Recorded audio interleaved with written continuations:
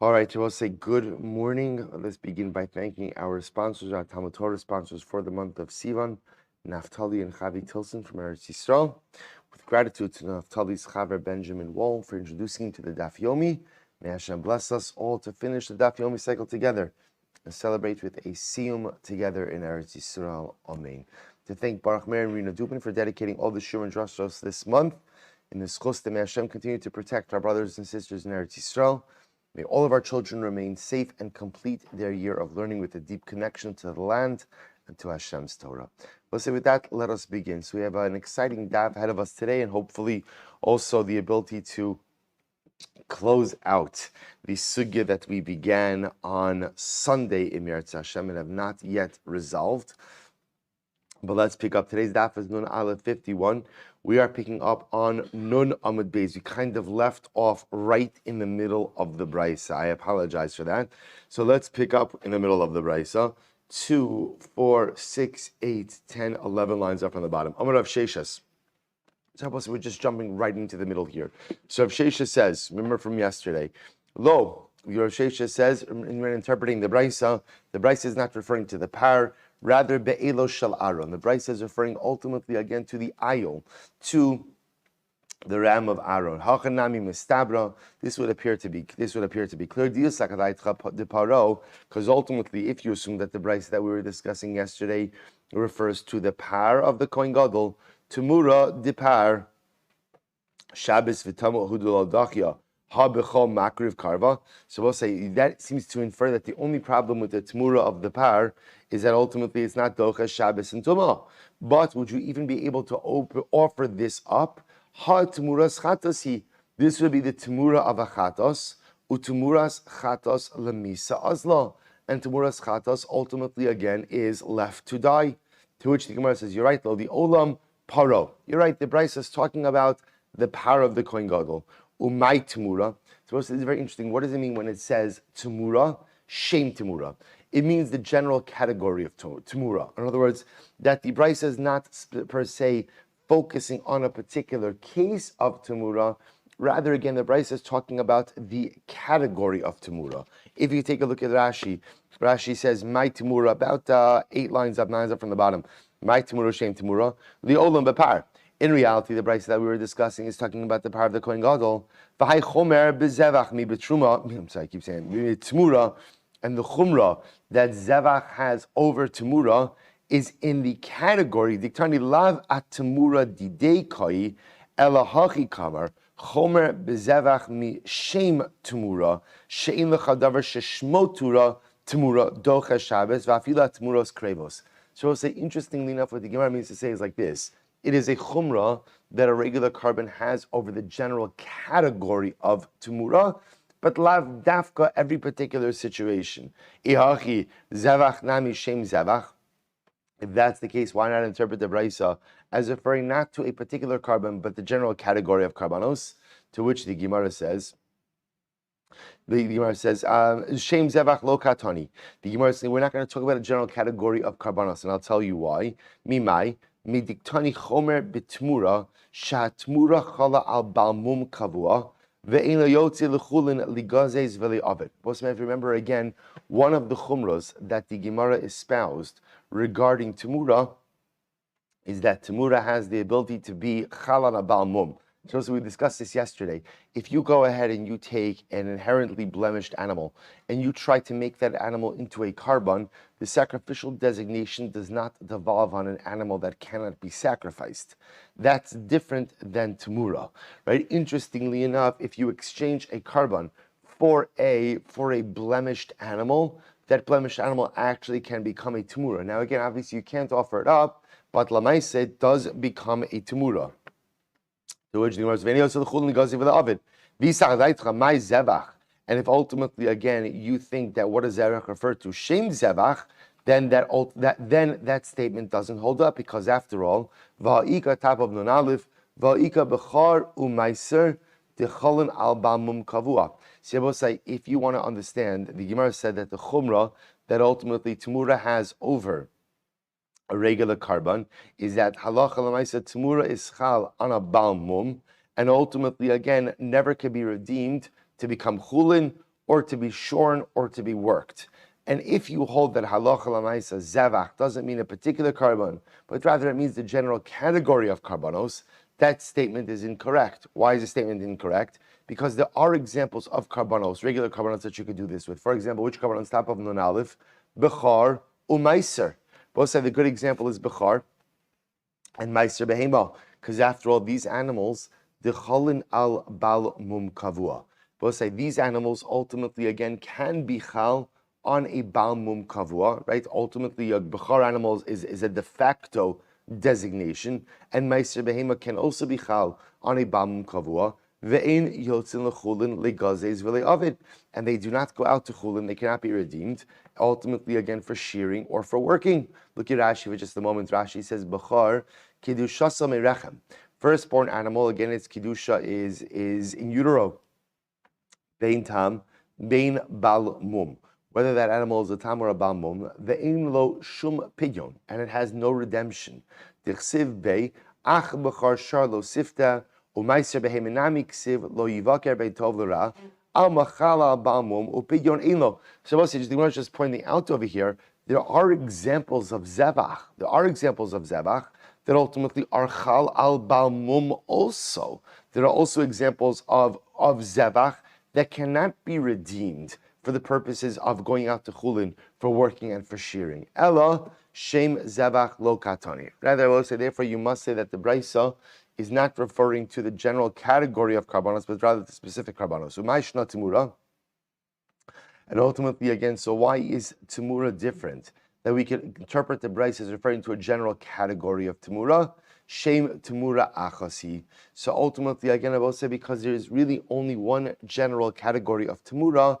However, zevach, ika bachar, v'ika meiser. But ultimately, again, when it comes to zevach, when it comes to stam carbonos, we see that there is a division. There are regular carbonos, but now, as we just pointed out, bechor and meiser are treated fundamentally different. Good.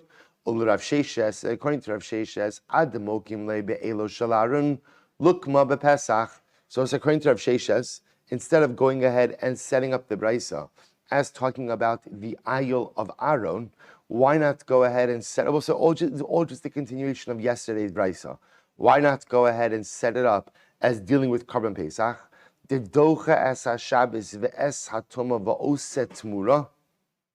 well as after all, Karban Pesach seems to have alamailas as well. Number one, it's docha Shabbos. Number two, it's docha tumah, although we normally group those two things together. Oset Tamura, you could affect the Tamura ultimately through Karban Pesach, and ultimately again the Karban Yachidi, and it's a Karban Yachid. Well, it's the same thing. In order, it's able. So we saw this yesterday, that in order to be able to go ahead and affect Tamura, what has to happen? You have to be a Karban Yachid, right? Even Karban Sibor, even Karban Shal Shutfim cannot go ahead and affect Tamura. To which the Gemara says he's not going to set it up as Karban Pesach. Why? Kasavar ein shochtin Pesach al hayachid. So this is very interesting. Apparently, Rav Sheshes holds that you would not go ahead and shech the Karban Pesach for an individual. But I say this harkens back to our Psachim days. If you take a look at Rashi, Kasavar ein shochtin Pesach al hayachid, K'Rabbi Yehuda da Amar Hachim Meseches Psachim v'yaliflei mibelo sucha lizborach has Pesach be'echad. V'chivan de'ina is really the pasuk is lo sucha lizborach has Pesach be'echad sha'arecha. Right, that's really what it means. That you can't shet Karban Pesach in your backyard. You can only shet Karban Pesach in the precincts of the Beis Hamikdash. But the drasha that's made is lo sucha lizborach has Pesach be'echad. You cannot shet the Karban Pesach for one individual. V'chivan de'ino ba below shutfus enos and Tamura. So everyone says very interesting. Rav Shesh's view of Karban Pesach is that since Karban Pesach cannot be brought for an individual, can only be brought as part of a group, therefore what? It has the status of a carbon of shutfim, right, of partners, and because it is a partnership carbon, therefore what? It is not subject to Tamura. For size, it says the Gemara, V'nokmei bePesach Sheni. Why don't you go ahead and then set it up maybe as Pesach Sheni? So I'll say, so again, remember Pesach Sheni can be brought for an individual, because remember again, by definition, who brings Pesach Sheni? Who brings Pesach Sheni? Someone who was Tamei or B'derech Choka. That's not a communal thing. I mean, it can be a communal. No, it's not a communal thing. Because you say, what happens if the community is Tamei? Tuma Hutra B'tzibur, you bring Pesach Rishon. So obviously, again, Pesach Sheni is brought ultimately by a Yachid. So why not pass up as Pesach Sheni? We'll say this is very interesting. To which the Gemara says, Mi Dachi Tuma. Tell me, is Pesach Sheni Dochet Tuma? So we're going to discuss this actually in a bit of depth in just a moment, which is, we saw this in Pesachim. The Gemara says that ultimately, again, Pesach Sheni is not Dochet Tuma. But say, what's the logic to say that Pesach Sheni is not Dochet Tuma? The whole reason you bring Karban Pesach Sheni is why? Because you were Tameh. So the Gemara says, does it make sense then to go and offer a Pesach Sheni B'Tuma? So therefore, the Gemara suggests that ultimately, again, Rav Sheshes, the Gemara is asking, why does Rav Sheshes have to set up the brayso as talking about the Ayil of Aaron? Why doesn't he choose a different Karban, like Karban Pesach, to illustrate all of the facts or all of the statements that the brayso wants to make? To which the Gemara says, because Rav Sheshes holds, number one, Karban Pesach cannot be offered up as for a Yachid. Therefore, it's not a Karban a Yachid, it's a Karban HaShutfim. If it's a Karban HaShutfim, it's not subject to Me'ilah. What about Pesach Sheni? Pesach Sheni is not Dochet Tuma. And in the brayso, we were trying to find an example of a regular Karban that's Dochet Shabbos, Dochet Tuma, and ultimately can affect Temura. Well, according to Rav Sheshes, Karban Pesach does not go ahead and satisfy those criteria. Amar li Rafuna B'Rav Yoshua Rabba. Vitana, Maishna Pesach de Karle Karban Yachid, Umaishna Chagiga de Karle Karban Sibra. So both say this is very interesting. If we go back to the brayso yesterday, right? You go back to the brayso yesterday, the brayso that spoke about again that the chumras that Temura has over Zevach and Zevach has over Temura. So the Gemara called Karban Pesach a Karban Yachid and called Karban Chagiga a Karban Tzibur. Now I will say, so just to be clear, right? Both of those karbanos, Chagiga and Karban Pesach, are karbanos which are consumed by individuals. Or by groups, right? But by individuals. So why does the Gemara make a distinction between Karban Pesach and Karban Yachid, Karban Pesach and Karban Tzibur? To which the Gemara says, Imishum da'asi biknufya. So maybe you'll say Karban Chagiga is called a Karban Tzibur, not as much because the Karban itself is brought on behalf of the collective, but rather because the Karban is brought in a great assembly. Others will say, remember again, when do you bring Karban Chagiga? Karban Chagiga is brought halach l'maisa during the Yomim Tovim. What happens during the regalim in the Beis Hamikdash? The Beis Hamikdash is packed. So because it's packed, because it's brought bikinufya, a large gathering, so perhaps ultimately again that is what makes it a Karban Tzibur. To which the Gemara says, Pesach nami asi bikinufya. Karban Pesach is also brought in a large gathering. Also remember again, we saw this in incredible detail in Maseches Pesachim, right? The idea that when Karban Pesach was brought, ultimately again there were throngs of people. The Kohanim were up to their knees in blood. So it can't be that Karban Chagiga is called a Karban Tzibur because halacha l'maisa is brought with a group of people, and yet, Karban Chagiga is brought with a group of people, and yet Karban Pesach is not, because Karban Pesach is also brought b'knufya. To which the Gemara says, Isa Pesach Sheni, Delo Asi B'Knufya. Here's the problem. There's Pesach Sheni. And Pesach Sheni is not brought with a large assembly of people. So also what the Gemara is pointing out over is something really quite fascinating, which is that halacha l'maisa, when we speak about Karban Pesach, or when the brayso speaks about Karban Pesach by definition includes Pesach Rishon and Pesach Sheni, which is really quite fascinating because generally, when we discuss in Gemara, when we discuss Karban Pesach or Pesach, we're almost always only discussing Pesach Rishon, not Pesach Sheni. Yet amazingly enough, here in the brayso, the Gemara explains that Pesach means Pesach Rishon and Pesach Sheni. Therefore, even if you wanted a taina that Pesach Rishon should have the status of a Karban Tzibur, Pesach Sheni does not. Pesach Sheni does not. For the simple reason that Pesach Sheni is really the purview of individuals. So Amarle, Imkain, Yehi Dochas HaShabbos V'Esatoma. If that's the case, then ultimately again Pesach Sheni should be Dochas Shabbos and Tumah. That I will say, I want to point something out. Pesach Sheni is docha Shabbos. Really what the Gemara means over here is that Pesach Sheni should be docha Tumah. This is looping back now to the previous discussion we were just engaging in about does Pesach Sheni or is Pesach Sheni docha Tumah or not. So the Gemara says, Amar lei, in Kimanda Amar Dochi. Yeah, this is a machlokes. And we're according ourselves over here with the opinion that says that Pesach Sheni is docha Tumah. But say, here we go. This is such a fascinating machlokes. The Sanya. Pesach Sheni docha Shabbos ve'ina docha Tumah. But say Tanakama says Pesach Sheni is docha Shabbos, but it's not docha Tumah. It's not docha Tumah. Rabbi Yehuda Omer af docha Tumah. Rabbi Yehuda says no, it's even docha Tumah. So we'll say fundamental machlokes by Pesach Sheni. Tana, everyone agreeing that Pesach Sheni is docha Shabbos. Everyone agrees with. Machlokes is Pesach Sheni docha Tumah. Tanakama, no. Rabbi Yehuda, yes. My time of the Tanakama. We'll say, why is it that halacha l'maisa the Tanakama says that it's not docha Tumah? So Tanakama will say very simply, Amar lecha mipnei Tumah dachisu v'yaseh b'Tumah. So we'll say, this Tanakama says, I don't understand. The whole reason we didn't let this guy do Pesach Rishon was why? He was Tameh. So now you told him, don't do Pesach Rishon because you're Tameh. And now we're going to let him do Pesach Sheni because he's Tameh. It's totally counterintuitive.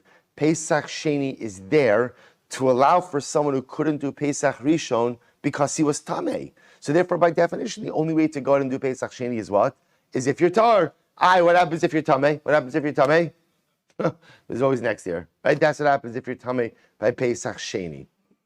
However, Rabbi Yehuda, so that's the Tanakama. Rabbi Yehuda will say, Rabbi Yehuda, Amar Lecha, Amar Kra, Kechol Chukas HaPesach Yasu Oso. Listen to this.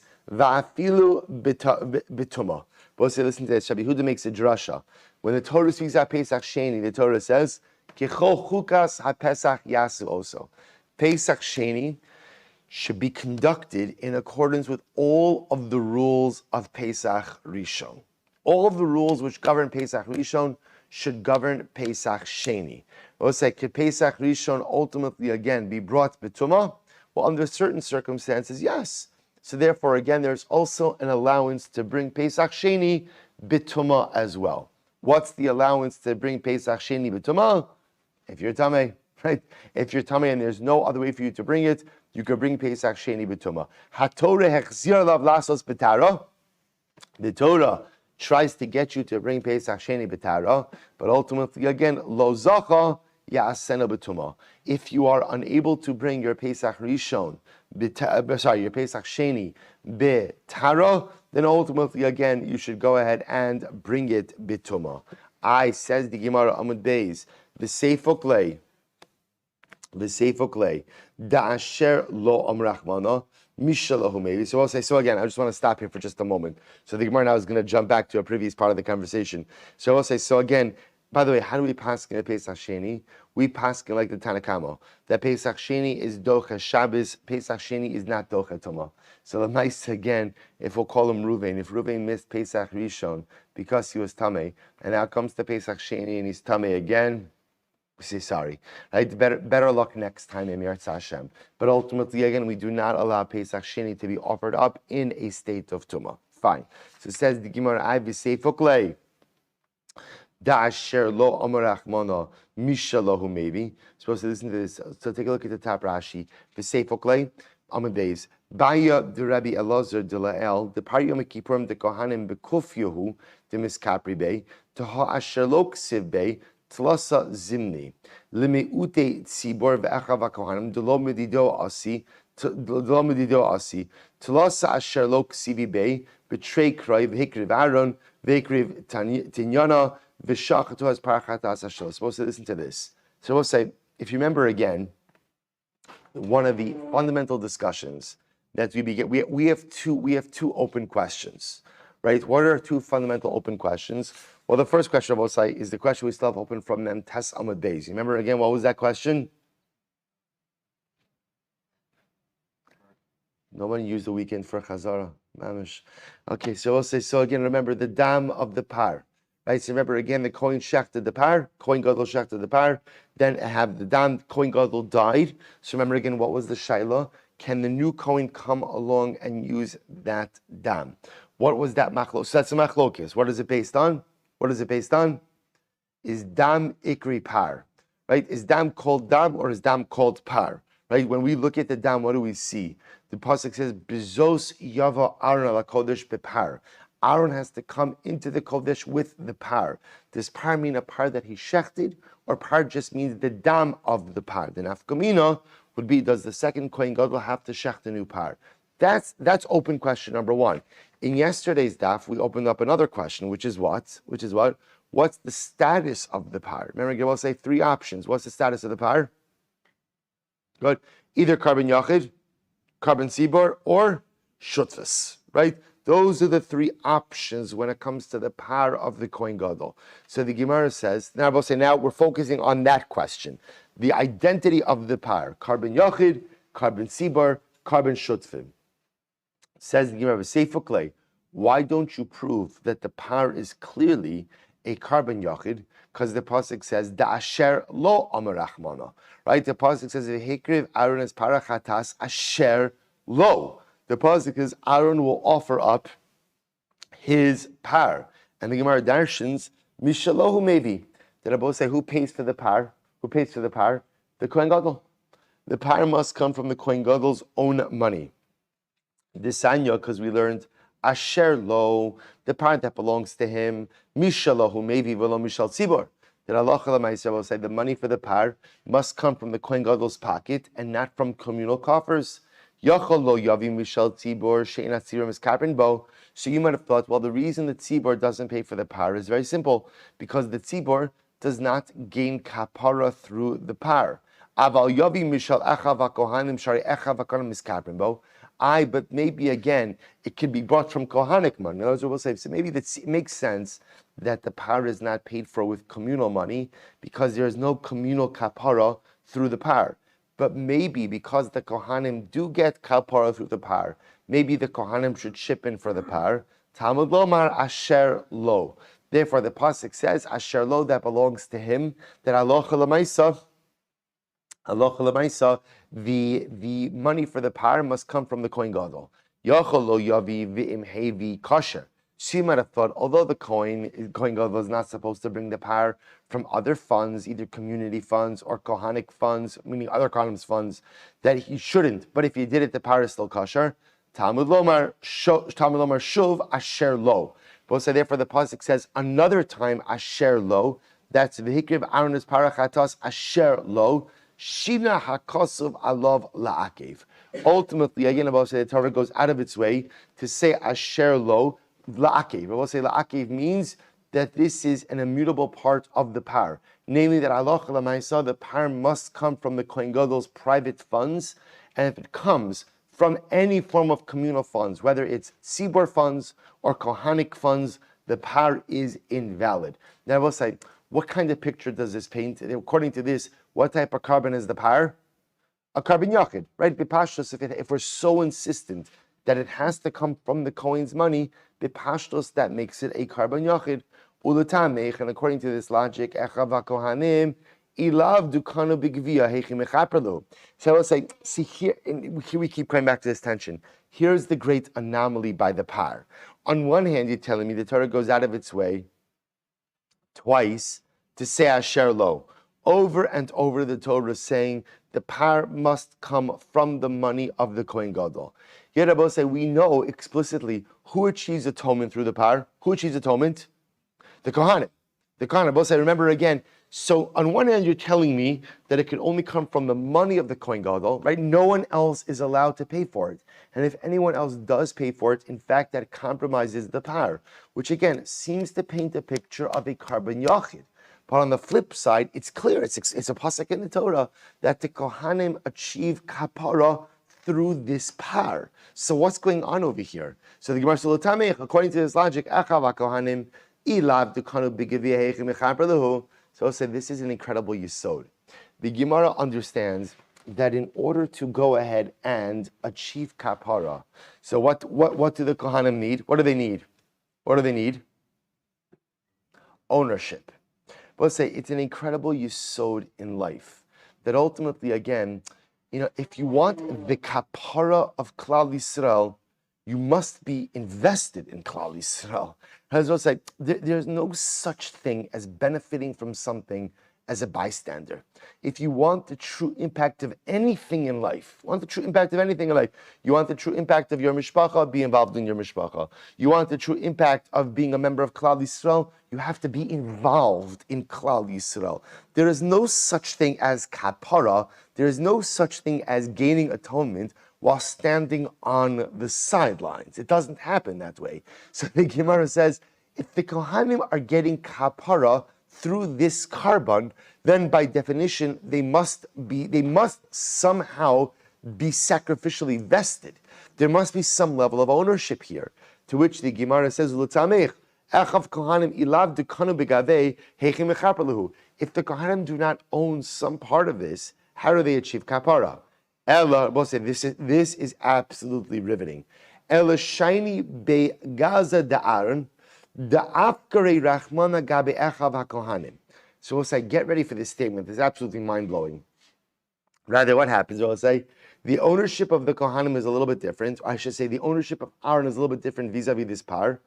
What did HaKadosh Baruch Hu do? We'll say, who owns the par? Who owns the par? Who owns the par? Kohen Gadol. How do you know the Kohen Gadol owns the par? Because he pays for it. Right? I will say, incredible yesod. He who pays owns. Klal Gadol in life. He who pays owns. So it is clear that the Kohen Gadol owns the par. But how do the Kohanim achieve kapara if at the end of the day they have no financial interest in the par? To which the Gemara says something mind-blowing. Da'afkarei rachmana gabe echav hakohanim. But say, what does the Ribono Shel Olam do? He takes Aaron's complete ownership of the par and he's mafkir it. He makes part of it hefker and conveys partial ownership of the par to the Kohanim. So I will say, whereas every single other carbon, ultimately, again, financial ownership determines, or the financial interest determines ownership, the par, which is exclusively the financial ownership of the Kohen Gadol, the Ribono Shel Olam himself is mafkir, part of the Kohen Gadol's ownership, and conveys that ownership interest to the Kohanim themselves. Therefore, again, the Gemara says, "Hachagabi Tmura Nami Shiny Begaza Aaron Da'afkir Rachmana Gabe Echav Akanan." Both say, therefore, again, let's close out Tmura. So, based on this, can you go ahead and perform Tmura on the power of the Kohen Gadol? What would you say? Can you perform Tmura?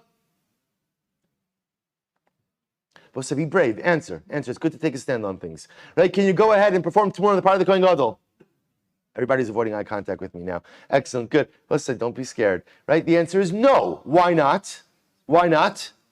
Because it's a partial shutfin. Because ultimately, again, there's joint ownership. So we'll say, so again, remember everything now, by the way, I'm going to show you something incredibly beautiful. Everything with this one statement, all of our open questions kind of fall into place. So let's work backwards. So now, first of all, we understand the complex nature of the par. The par itself, this is the par of the Kohen Gadol, which could only be purchased with the money of who? Money of who? Kohen Gadol. What happens if he uses someone else's money? It's invalid, right? The carbon itself is not valid. So Allah could only be purchased with the money of the Kohen Gadol, lest you think, therefore, that transforms it into a carbon yachid. Something amazing is happening over here. So you'll say, you'll ask yourself, where does the Gemara get this idea that the Ribono Shel Olam is mafkir, right? He makes hefker part of the ownership interest of the Kohen Gadol and gives it over to the Kohanim. Where does the Gemara get that from? So I will say, it's based on the fact that we have to back into a reality. What's the reality? The Torah tells us, right? The Torah tells us that the par atones for the Kohanim. So we know that is a divine fact. The par atones for the Kohanim. Once I know that fact, that's a fact, I now have to figure out the mechanics. So here are the facts I have. Fact number one is that the par atones for the Kohen Gadol and the Kohanim. Fact number two is that the par can only be purchased with the money of the Kohen Gadol. So I have two facts that, if you think about it, are a little bit mutually exclusive. Because fact number one tells me joint ownership, right, which is that it atones for the Kohen Gadol and Kohanim. Fact number two, which has purchased the money of the Kohen Gadol, makes it a carbon yachid. So how do I reconcile fact one and fact two? That's what the Gemara says. Afkarei rachmana gabe echa v'kohanim. It must be that the mechanics of the par is that the Ribono Shel Olam was mafkir, some of Aaron's ownership interest, and conveyed that over to the Kohanim, making this a jointly owned karban, thereby allowing the Kohen Gadol and the Kohanim to achieve atonement through the par, and also telling me what? That you cannot affect Temura with a par. Why not? Why not? Because halacha l'maisa, it is a karban shel shutfin, and only an individual owned, only a karban shel yachid is subject to Temura. Anything that has more than one owner, by definition, not subject to Temura. I will say so, but what about our last outstanding question? What about, remember again how this all started? Kohen Gadol shechted the par, he has the dam, then what happened? He died. Kohen Gadol number 2 comes on the scene. Now what's the shaila? Can he use the dam from the first Kohen Gadol's par, or must he go ahead and offer up a new par? So we'll say, so now watch this. So the Rambam, by the way, you already know the answer to this. What's the answer? Take a guess. What's the answer?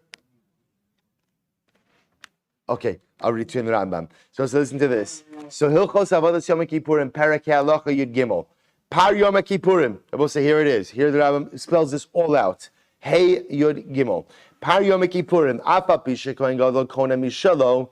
Shnemar Parachatos Asherlo. Hamokom Hifkir Mamono Bo L'chol Echav HaKohanim. Both say, so here it is explicitly in the Rambam.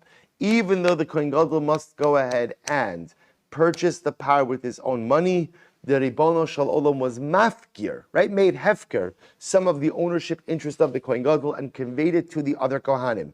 Listen to this. She'ilu lo haya lahen bo shutfus, lo haya miskaprin bo. For the simple fact, says the Rambam, because if the Kohanim did not have an ownership interest in this, then what? There is no kapara. See, Rabbi say, you cannot glean the full impact or full effect of something if you are not vested.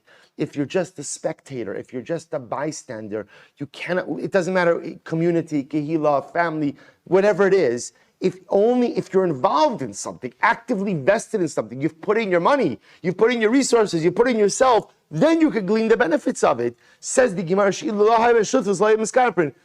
not a shutaf, you can't get kapara. Lefichach, I will say, here we go. Now the Rambam adds an additional case over here. Let's say the Kohen Gadol bought the par and he died before Shchita. So what's the halacha? HaKohen Shom Taktav Eino Mevi Par Acher Ela Shochid Es Harishon. The replacement Kohen Gadol goes ahead and brings the first par. Why? Because they all own it b'shutfus. Even though again it was bought with the Kohen Gadol's money, nevertheless Kadosh Baruch Hu was mafkir, an ownership chelik, and gave it to all the other Kohanim. So however, here we go. So we'll say what happens if the Kohen Gadol shechted his par, has the dam, but then died before being able to sprinkle the blood. What's the halacha? HaKohen ha'acher nichnas b'dam zeh u'mechaper bo. We'll say it all makes sense. Then halacha l'maisa, Kohen Gadol number 2 could use the blood from the now deceased Kohen Gadol's par. And I will say it all makes sense. Why?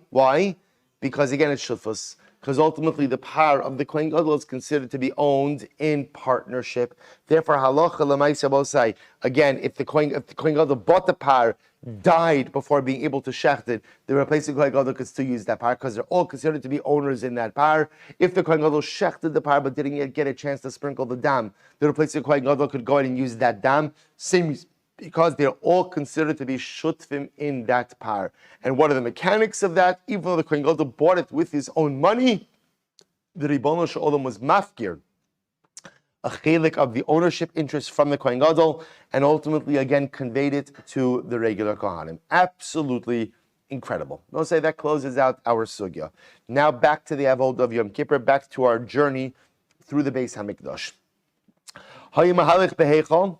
Ad shemagia lebein shtei haparoches. So we'll say hamavdil bein kodesh ubein kodesh kodesh. So we'll say, so now remember again, the last thing we left off with was that the Kohen Gadol has in his hand. What does he have in his hand? He has in his right hand, what does he have? The shovel.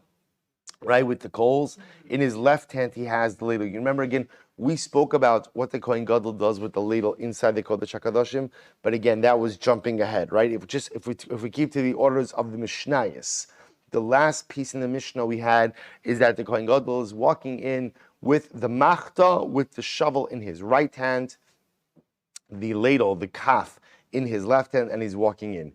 This Mishnah, and where is he walking to? Where is he walking to? The Kodesh HaKadosh. Because remember again, the Ketoras service. Remember again, on Yom Kippur, Rabbi say, how many forms of Ketoras are we offering up?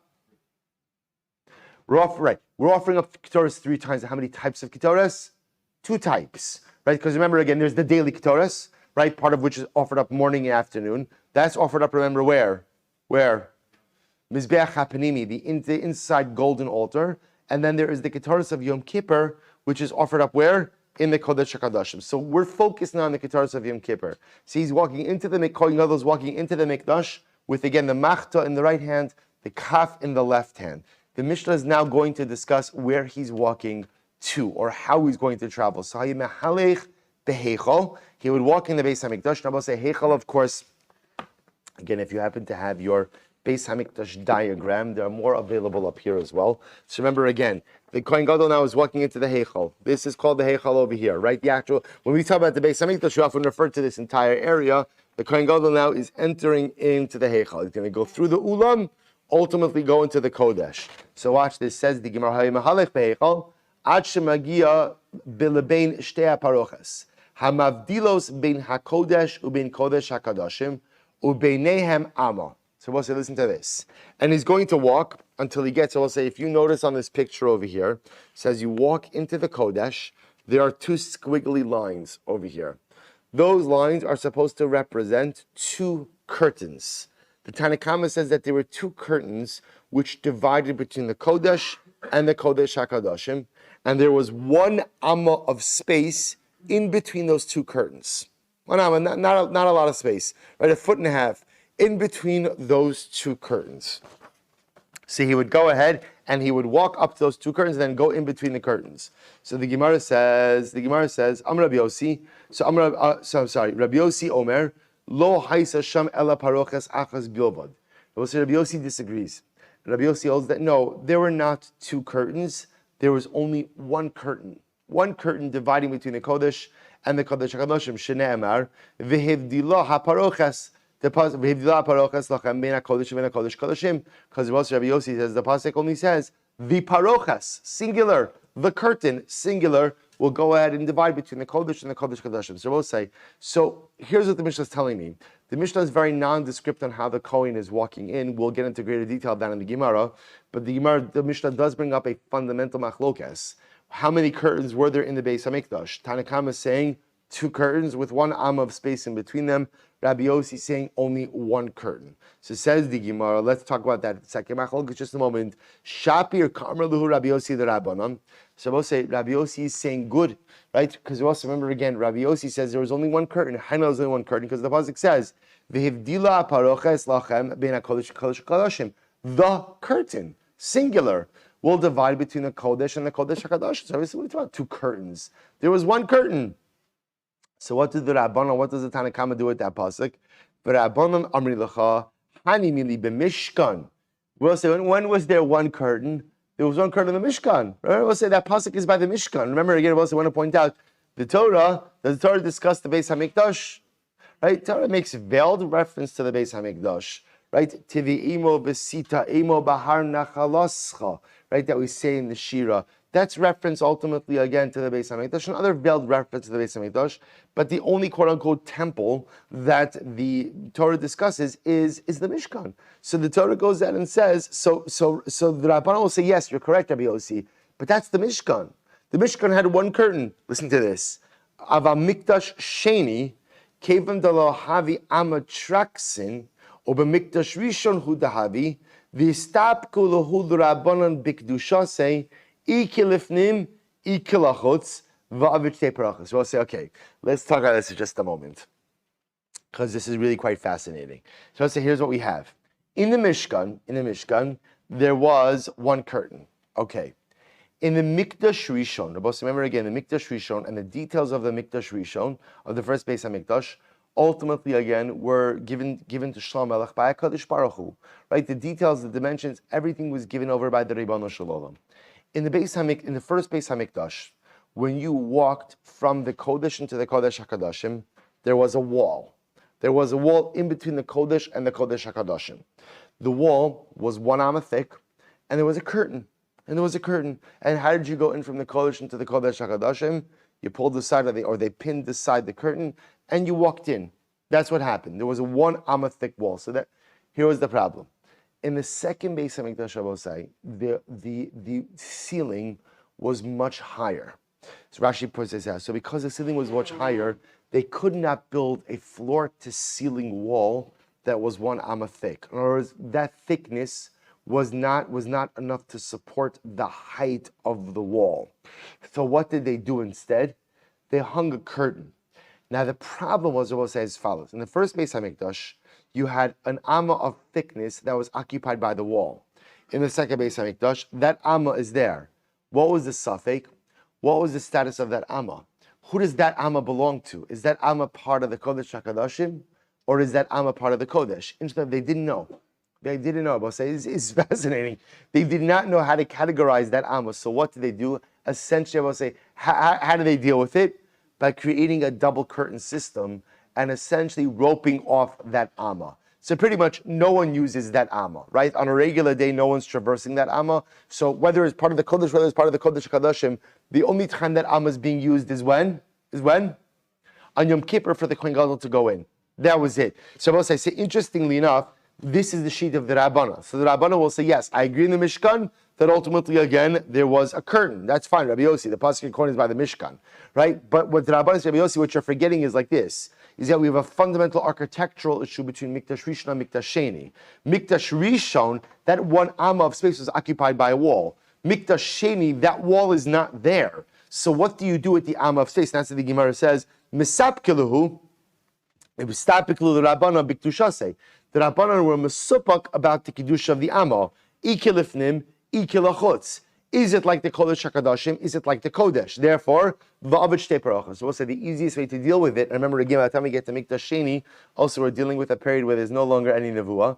So therefore, again, Allah said the ability to ask the Yibon Shalom, by the way, what should we do with this, was not there. And therefore, Allah said the way they dealt with it was by essentially making it, we'll call it temple no man's land. You just simply demarcate, you rope it off. Double curtain system. We'll say fine. So that's the Machlokes, Rabbi Yossi and the Tanakama. The Rabban Paskin is like the Tanakama. That Allah say again, the 1 curtain system, it's true. I take it back. There was a 1 curtain system in the Mishkan and in the Mikdash Rishon. The double curtain system only comes really into effect when? Second Beis Hamikdash, and really as a way of just taking care of the suffix about what to do with the amma of space. Now I will say we get into an incredible machlokes. So I will say, see now, the brayso we're about to quote, remember, the Mishnah is very nondescript on how the Kohen Gadol got from the entranceway of the Beis Hamikdash into the Kodesh HaKadoshim, right? According to the Mishnah, it sounds like he just walked in. The Bryce is going to say that actually now there's a 3-way machlokes as to what route he took when he went from the entranceway of the Kodesh into the Kodesh HaKadoshim. So here we go. Tan Rabbanon, Bein HaMizbeach LeMenorah Hayom Halech Divrei Rabbi Yehuda. So as Rabbi Yehuda holds that when the Kohen Gadol entered into the Beis Hamikdash, he took a specific route between the Mizbeach and the Menorah. So I'll say, if you look at this over here, so remember again, here you have, I don't know if you can see this over here, but you can see this on your own. So you have, if you're looking at your Beis Hamikdash diagram, that little square over here, like dead center, that's the Mizbeach, right? That's the Mizbeach. The Menorah, we'll say, is on the southern side, right? South over here. So remember again, this is east, west, north, south. So the menorah is on the southern side. So according to Rabbi Yehuda, when the Kohen Gadol would come in, the way he would walk was he would enter in and he would go in between the Mizbeach and the menorah. I will say, we're going to see, let me just tell you this now, because it'll come up a little bit later on, but let's just say now. The machlokes regarding the route that the Kohen Gadol would take is dependent on which side of the curtain was open. We're going to see there's a machlokes. We'll say, let me also clarify one thing. we are going to adopt the double curtain approach of the Tanakama, which is obvious. Obviously, if you're having double curtains, what does that mean? The curtains did not run the full length, right? So the front curtain was open a little bit on one side, and the back curtain, the second curtain, was open a little bit on the other side. There's going to be a fundamental machlokes on the outer curtain. Was it open ultimately again on the northern side or the southern side? There's a machlokes about that. Depending on how you come out on that machlokes is going to determine the route ultimately that the Kohen Gadol took in when going into the Kodesh HaKadoshim. So Rabbi Yehuda holds that when the Kohen Gadol would go in, he would go in between the Mizbeach and the Menorah. And you could see, this is reflected on the diagram you have in front of you, thereby indicating that the paroches, the curtain, was opened up on the southern side, the bottom southern side. That's Rabbi Yehuda. Rabbi Meir Omer, Ben Shulchan Mizbeach. Rabbi Meir said no, he would come in between the Shulchan and the Mizbeach. So also remember again, pretty much has him coming on the opposite side. Remember, the Shulchan is on the northern side. So Rabbi Meir says he comes in on the northern side between the Shulchan and the Mizbeach. V'yesh Omrim bein Shulchan lekosel. And some say that ultimately, again, he came in between the Shulchan and the Kosel. We both say a third opinion, that he came in actually over here, hugging the wall between the Shulchan and the Kosel. The Kosel is the wall, Shulchan the Shulchan. So we'll say, so three machlokes, right? Rabbi Yehuda telling me he comes in on the southern side between the Mizbeach and the Menorah. Rabbi Meir telling me he comes in on the northern side between the Mizbeach and the Shulchan. And then the Yeshomrim also northern side, but extreme northern side between the Shulchan and the wall. Says the Gemara, by the way, Man Yeshomrim, who are the Yeshomrim? To which the Gemara says, Rav Chisda. So the Gemara says, Amar Rav Chisda, Rabbi Yossi. It's ultimately, again, Rabbi Yossi who holds the Amar, Pischa B'tzafan. Rabbi Yossi holds that the entranceway of the curtain was on the northern side, and therefore you come in hugging the northern wall. So we'll have to stop over here for today, but we'll pick up again dramatic machlokes, and this machlokes is not only about how the Kohen Gadol entered in on Yom Kippur, but as we're going to see, it's a machlokes about the fundamental layout of the curtains of the Beis HaMikdash. Shkar Chabosai, we'll pick up here tomorrow, Mirat Hashem.